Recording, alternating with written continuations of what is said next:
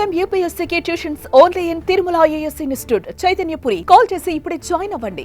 దేశంలో పద్మాలు వికసించాయి. వివిధ రంగాల్లో రాణించిన వారికి కేంద్ర ప్రభుత్వం పురస్కారాలను ప్రకటించింది. గణతంత్ర దినోత్సవం సందర్భంగా ఈ ఏడాదికి 7గురికి పద్మవిభూషణ్, 19 మందికి పద్మభూషణ్, 113 మందికి పద్మశ్రీ పురస్కారాలు లభించాయి. పద్మ పురస్కారాలు లభించిన వారిలో మన తెలుగు తేజాలు నలుగురున్నారు. తెలంగాణకు చెందిన ప్రపంచ ప్రఖ్యాత జీర్ణకోశ వ్యాధుల డాక్టర్ దువ్వూరు నాగేశ్వర్ రెడ్డిని ఈ ఏడాది అత్యంత ప్రతిష్టాత్మకమైన పద్మవిభూషణ్ ని వరించింది. తెలుగు చలనచిత్ర రంగానికి చెందిన ప్రముఖ నటుడు, శాసనసభ్యుడు బాలకృష్ణకు ఆంధ్రప్రదేశ్ నుంచి పద్మభూషణ్ పురస్కారం లభించింది. తెలంగాణకు చెందిన మాదిగ రిజర్వేషన్ ఉద్యమకారుడు మందకృష్ణ మాదిగ, ఆంధ్రప్రదేశ్ నుంచి ప్రముఖ అవధాన విద్వాంసుడు మాడుగుల నాగఫణి శర్మ, ప్రముఖ విద్యావేత్త, రచయిత కెఎల్ కృష్ణ, కళారంగానికి చెందిన మిర్యాల అప్పారావు, విద్యారంగానికి చెందిన వాదిరాజు రాఘవేంద్రాచార్య, పంచముఖీలకు ఈ ఏడాది పద్మశ్రీ పురస్కారాలు లభించాయి. మిరియాల అప్పారావుకు మరణానంతరం ఈ అవార్డు దక్కడం విశేషం. ఇక పద్మ పురస్కారాలు అందుకున్న వారికి ఏ ఏ రంగాల్లో వచ్చాయి, ఎలాంటి సేవలు అందించారు అనే విషయాలను ఒకసారి చర్చిద్దాం. భారత ప్రభుత్వ రెండో అత్యున్నత పౌర పురస్కారం పద్మవిభూషణ్ అందుకున్న డాక్టర్ దువ్వూరి నాగేశ్వర్ రెడ్డిని ఇప్పటికే పద్మశ్రీ, పద్మభూషణ్ అవార్డులతో కేంద్రం సత్కరించింది. తాజాగా పద్మవిభూషణ్ పురస్కారాన్ని ప్రకటించడంతో దేశంలో 3 పద్మ పురస్కారాలను అందుకున్న ఏకైక వైద్యుడిగా డాక్టర్ నాగేశ్వర్ రెడ్డి చరిత్ర సృష్టించారు.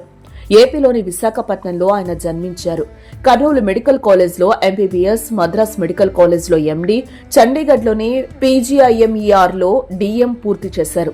నిమ్స్ గ్యాస్ట్రో ఎంటరాలజీ నిపుణుడిగా సేవలందించిన డాక్టర్ నాగేశ్వర్ రెడ్డి అంచెలంచెలుగా ఎదిగారు.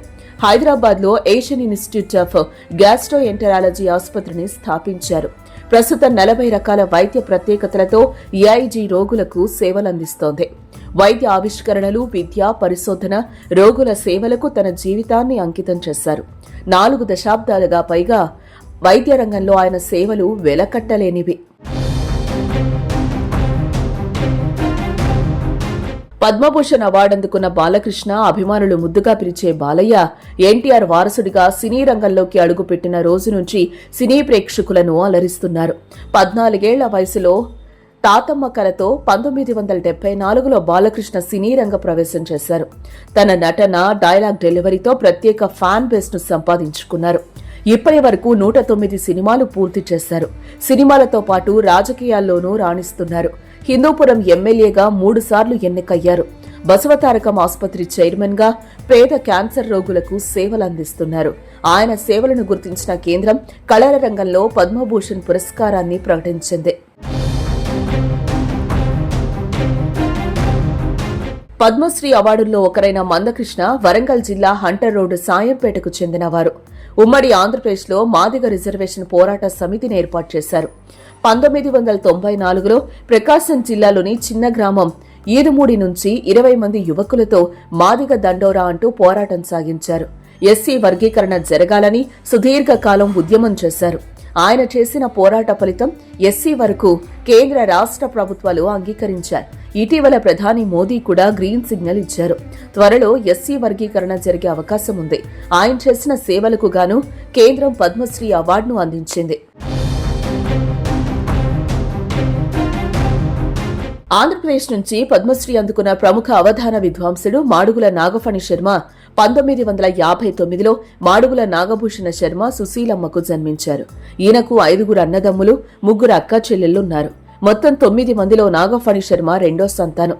కడవకల్లు, పుట్లూరు, లేపాక్షి, కడప జిల్లా ప్రొద్దుటూరులో ఈయన చదువు కొనసాగింది. కేవలం 10వ తరగతి వరకు చదివారు. ఆ తర్వాత ఆధ్యాత్మికత దిశగా వెళ్లి అవధానిగా పేరు ప్రఖ్యాతులు సంపాదించారు. ఇప్పుడు పద్మశ్రీ అవార్డు దక్కడంతో ఆనందం వ్యక్తం చేస్తున్నారు. ఆంధ్రప్రదేశ్కు చెందిన మరో పద్మశ్రీ గ్రహీత వాదిరాజు రాఘవేంద్రాచారి పంచముఖి.